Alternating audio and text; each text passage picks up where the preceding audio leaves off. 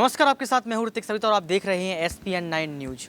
कांग्रेस कांग्रेस कांग्रेस कांग्रेस कहा जाता है कि 17 सालों से इस देश पर राज कर रही है, लेकिन अब बिखरती हुई बहुत नज़र आ रही है और अब ये देखना है कि उसके अध्यक्ष पद पर कौन आता है, क्योंकि 2000 से लेकर 24 साल अभी लगभग 24 बार हो गया है कि उन्होंने अभी तक अध्यक्ष पद नहीं बदला है और बदला भी है तो उनके पार्टी के ही नेता को मिला है, मतलब गांधी परिवार से ही अध्यक्ष पद दिया गया है। लेकिन इस बार ऐसा कुछ नज़र नहीं आ रहा है क्योंकि आज चुनाव हुए हैं अध्यक्ष पद को लेके और एक जगह खड़गे तो दूसरी जगह शशि थरूर खड़े हैं और लोग कह रहे हैं कि ये चुनाव एक तरफा होने वाला है क्योंकि जो खड़के हैं वो जीतेंगे और शशि थरूर को वोट नहीं मिलेगा, क्योंकि प्रमोद तिवारी ऐसे बयान दे रहे हैं कि मैं खुलकर बोलता हूं कि मैं अपना वोट खड़गे को डालूंगा। तो तरह की राजनीति देखने को मिल रही है, लेकिन सवाल ये है कि ये बदला हुआ चेहरा है वो क्या कांग्रेस की राजनीति को बदलेगा, क्योंकि अभी तक जितने भी अध्यक्ष पद पर रहे हैं वो गांधी परिवार से रहे हैं, लेकिन इस बार गांधी परिवार से नामांकन नहीं आया है। तो क्या लगता है कि इस बार जो चुनाव होने वाला है वो एक तरफा है?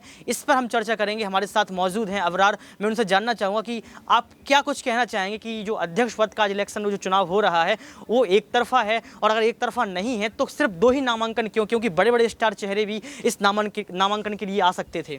देखिए, कांग्रेस पार्टी में भले ही अध्यक्ष पद का चुनाव तो हो रहा है, लेकिन कहीं ना कहीं मेरे हिसाब से अगर देखा जाए तो निष्पक्ष नहीं है, क्योंकि आप देखिए कि जब गांधी परिवार ने पूरी तरीके से मल्लिकार्जुन खड़गे को समर्थन कर ही दिया है तो फिर काहे को कोई बड़ा नेता जो उनसे जो है दुश्मनी मोल लेगा। जाहिर सी बात है कि पार्टी में चापलूसी वाली बात जो लगातार चलती ही रहती है और इस तरीके के आरोप खुद गुलाम नबी आज़ाद ने जब उन्होंने इस्तीफा दिया था अपना, तो उन्होंने जो 7 पन्ने का एक पत्र लिखा था उसमें ये सारी बातें जो एक तरीके से लिखी गई थी। यहाँ पर आप देखिए कि मल्लिकार्जुन खड़गे के समर्थन में खुले तौर पर गांधी परिवार ये ऐलान करता है कि उनका समर्थन जो है मल्लिकार्जुन खड़गे को प्राप्त है। ऐसे में जो तमाम नेता हैं जो गांधी परिवार के इर्द गिर्द हमेशा चक्कर लगाते रहते हैं, वो नेता जाहिर सी बात है कि मल्लिकार्जुन खड़गे को ही समर्थन करेंगे। और दूसरी तरफ अगर बात कर ली जाए यहाँ पर शशि थरूर की, तो शशि थरूर सीधे तौर पर कमज़ोर हैं इस लड़ाई में। तो पूरी तरीके से आप देखें कि लड़ाई तो एक तरफा है।